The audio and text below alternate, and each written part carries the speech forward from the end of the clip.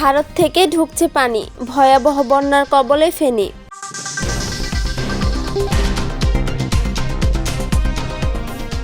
ভারী বৃষ্টি ও ভারত থেকে আসা ঢলে ফেনীর পরশুরাম, ফুলগাজী ও ছাগলনাইয়া উপজেলার বন্যা পরিস্থিতি ভয়াবহ আকার ধারণ করেছে।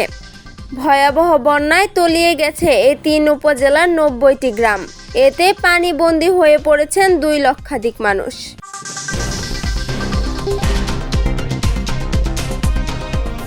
বুধবার ২১ আগস্ট দুপুরে মহুরী নদীর পানি বিপদসীমার ৮৬ সেন্টিমিটার উপর দিয়ে প্রবাহিত হতে দেখা গেছে। পানি উন্নয়ন বোর্ড ও স্থানীয় সূত্রে জানা গেছে, ১.৫ মাসের ব্যবধানে তৃতীয় দফায় বন্যার কবলে পড়েছে ফেনীর পরশুরাম, ফুলগাজী ও ছাগলনাইয়া উপজেলা।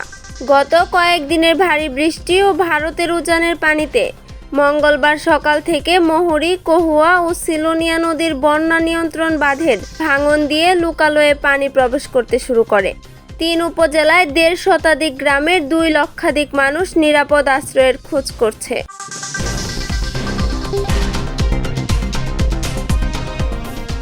রাস্তাঘাট থেকে ঘরবসতি কিছুই রেহাই পায়নি বানের পানি থেকে।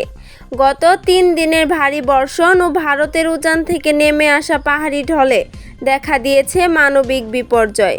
এদিকে বন্যা দুর্গতদের জন্য ত্রাণ সহায়তা নিয়ে মাঠে নেমেছে স্থানীয় প্রশাসন ও বিভিন্ন স্বেচ্ছাসেবী সংগঠন। ইতোমধ্যে দুর্গতদের উদ্ধারের জন্য সেনাবাহিনী ও বিজিবি স্পিডবোট ও নৌকা নিয়ে মাঠে নেমেছে। জেলা ও উপজেলা প্রশাসনও মাঠে আছে। বানের পানিতে এখন পর্যন্ত ১ জন নিহত ও ১ জন নিখোঁজ রয়েছে।